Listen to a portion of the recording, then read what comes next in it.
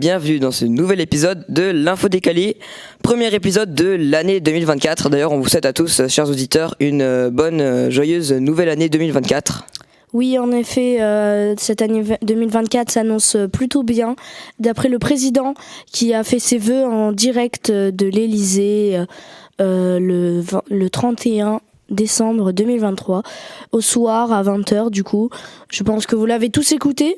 Il pense plutôt que l'année 2024 sera une réussite.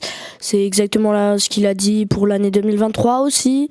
Il reproche à l'année 2023 d'être plutôt une mauvaise année. Il trouve que ça s'est pas extrêmement bien passé, d'après ses mots, mais c'est un petit peu toujours ce qu'on dit. C'est sûr. Celle d'avant c'est pourri et l'année d'après sera mieux. C'est une pensée positive. Je pense que c'est bien pour tous les Français et toutes les Françaises. Pour mettre du nouveau, quoi. Pour mettre du nouveau. Et du coup, il y a l'arrivée des JO, etc. Ils disent qu'on lutter contre la délinquance et dire oui au réarmement, parce que en effet, pareil il a parlé du programme scolaire qui serait, je sais pas comment on peut dire, mais plutôt plus difficile, peut-être plus tenu, que les élèves seraient. C'est ça que j'ai retenu parce que c'est ça qui me concerne, mais il a dit beaucoup de choses, oui. Voilà. En tout cas, pour nous, l'année 2024, on continuera nos épisodes hebdomadaires, mais on aura aussi des nouveaux membres, des nouveaux invités comme par exemple Abdou. Bonjour. Et aussi peut-être même des interviews lors de conférences. En tout cas, on vous souhaite tous une bonne année 2024. Et donc on est tout de suite parti avec l'info flash avec Karim. Bonjour. Donc hier, on était le 8 janvier. Donc Elisabeth Borne a remis la démission de son gouvernement à Emmanuel Macron. Et Emmanuel Macron l'a accepté. Gabriel Attal est devenu le Premier ministre. C'est officiel. C'est officiel. Donc l'affaire Depardieu. Dans le métier, tout le monde connaît les prédateurs sexuels, dit la chanteuse Lio, dénonçant Depardieu. L'Ukraine, les missiles anti-aériens patriotes, avions F-16 sont en baisse. De très mauvaises nouvelles.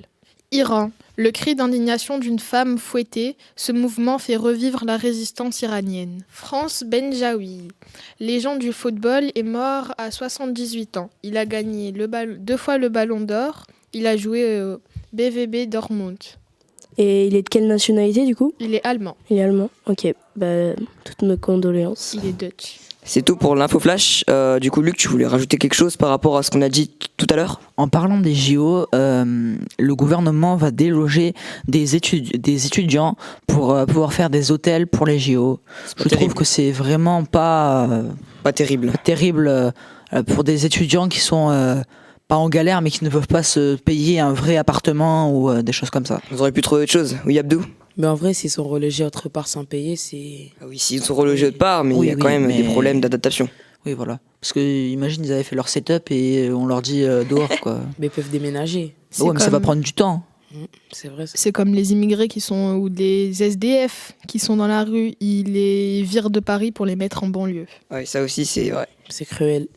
On continue du coup avec l'info dans ce moment. Donc il y a quelques temps, le 29 décembre, la France et la Jordanie ont lancé depuis la Cisjordanie un avion cargo qui a lâché 7 tonnes de convoi humanitaire sur la bande de Gaza. Et il y a beaucoup de gens qui disent que ce n'est pas suffisant et qu'il faut faire plus que ça. Qu'est-ce que vous en pensez, vous ? Oui, Abdou ? Mais juste, c'est quoi le convoi humanitaire ? C'est des ressources... Ouais, ça consiste surtout en de la nourriture, donc des conserves et du matériel médical. Parce que faut le rappeler quand même que vu que à Gaza il y a beaucoup de personnes maintenant qui sont dans la rue, il y a des infections etc qui se développent, il y a la famine et donc faut prendre les gens dans les hôpitaux, sauf que les hôpitaux n'existent plus, c'est-à-dire qu'il y a la moitié des hôpitaux qui sont détruits et dans cette moitié il y a ceux qui peuvent faire des opérations chirurgicales complexes mais il y en a plus trop. Et du coup, c'est pour ça qu'on envoie du convoi humanitaire pour pouvoir prendre en charge toutes ces personnes qui sont à la rue, etc. Mais 7 tonnes, apparemment, c'est pas assez. Oui. Mais le convoi humanitaire, c'est qui l'envoie ? C'est la France et la Cisjordanie. Oui. Et quand même, 7 tonnes pour 2 millions d'habitants, ça fait 3,5 grammes par personne. Donc, Gramme de quoi? grammes de convoi nourriture humanitaire. et de convoi humanitaire. En fait, c'est pas beaucoup, mais sachant qu'il n'y a pas tout le monde qui a accès à ces ressources, je trouve que le chiffre, c'est vrai que c'est pas beaucoup, mais ça reste quand même beaucoup, 7 tonnes. Même si on peut pas nourrir tout le monde, c'est déjà un beau geste de la part de la France. C'est vrai. Du coup, c'est bien. En vrai, je trouve que c'est bien, c'est une bonne idée. Mais c'est un petit peu chiant les gens qui, à chaque fois qu'il se passe des choses un petit peu importantes, trucs humanitaires, etc., ils disent c'est pas assez, il faut toujours plus, toujours plus, toujours plus. Peut-être qu'ils pouvaient pas plus, justement, ça rentrait pas dans l'avion sûrement, mais c'est déjà beaucoup, 7 tonnes. 7 tonnes, c'est énorme. C'est vrai qu'il y a quand même pas mal de convois humanitaires qui rentrent à Gaza malgré tout. Mais c'est quand même compliqué de faire rentrer un convoi humanitaire. C'est-à-dire que, je sais pas, mais en ce moment, là, on parle d'un convoi de l'armée israélienne qui a tiré sur un convoi humanitaire. Enfin, pour faire entrer un camion avec des convois humanitaires dans Gaza, il faut passer par l'Égypte, par les autorités de l'Égypte. Ensuite, il faut passer les 3 contrôles. Je parle pas des routes bombardées et des ponts qui n'existent plus. Donc après, si on leur tire dessus, enfin, c'est pas gagné. Donc l'envoi de convois humanitaires, c'est un très gros problème. Alors que c'est très important. Donc, je voulais aussi mettre un petit point dessus. C'est que en Palestine, la guerre, ça fait pas très longtemps qu'elle a commencé et qu'il y a déjà plus de morts que le début de la guerre en Ukraine. Pourtant, les moyens qu'on met pour l'aide, par exemple, aux populations de la Palestine est beaucoup moins important que ceux qu'on met en Ukraine, par exemple.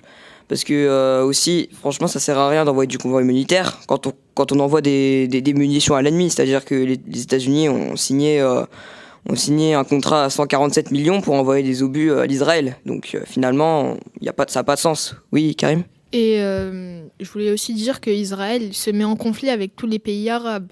Par exemple, se met aussi en conflit avec le Liban, je crois. Le Liban, parce qu'ils ont envoyé des missiles jusqu'à chez eux, parce qu'ils avaient dit qu'il y avait le Hamas qui était là-bas et qui faisait une réunion. Donc ils se mettent en conflit avec tous les pays arabes. Et donc actuellement, le Hamas est en réunion au Caire pour discuter d'une potentielle trêve. Et donc ça aussi, tu penses, créer des problèmes ? Oui, je pense énormément. Je pense que Israël va envoyer des missiles aussi des missiles encore et encore en Palestine sans s'arrêter pour détruire Gaza. Surtout, ce qu'ils visent, c'est les cibles du Hamas, mais en soi, après, ils détruisent beaucoup de choses autour en même temps. Et c'est bien ça le problème. Je pense pas que ce soit. Tellement de victimes. Je pense pas que ce soit les cibles du Hamas, parce que ils tuent plus de personnes qui ne sont pas du Hamas ni des villageois, on va dire, ou des citoyens lambda. Ils les tuent et disant que c'était des gens du Hamas qui combattaient contre eux, ils avaient aucune arme. Clairement, oui. En fait, ils visent les cibles du Hamas, mais à côté, il y a aussi les citoyens, etc. Et voilà. Ils ont détruit la moitié des hôpitaux, mais je crois 2 d'entre eux peuvent faire des opérations chirurgicales complexes. Voilà. Oui. Oui, Abdou. C'est surtout que les hôpitaux sont pleins en ce moment. Clairement. Il y a beaucoup de blessés et pratiquement la plupart sont morts. Et du coup, les hôpitaux sont pleins.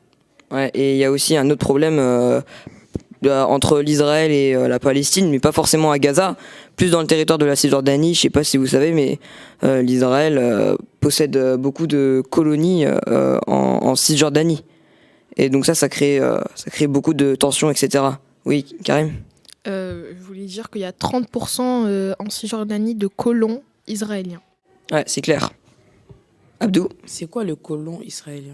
Un colon israélien, c'est une personne qui est israélienne, qui est née en Israël, qui est née en Israël, mais qui part en Cisjordanie, qui va vivre en Cisjordanie.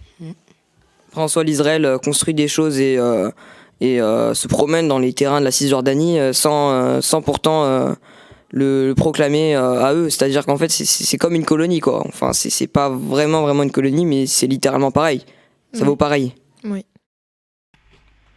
Merci à tous d'avoir écouté. Merci à Paul pour le prêt du matériel et du montage. Nous, on est toujours sur YouTube, on upload régulièrement, donc vous pouvez aller vous abonner et surtout aller voir nos autres vidéos. En tout cas, à la semaine prochaine et bonne année 2024 à tous.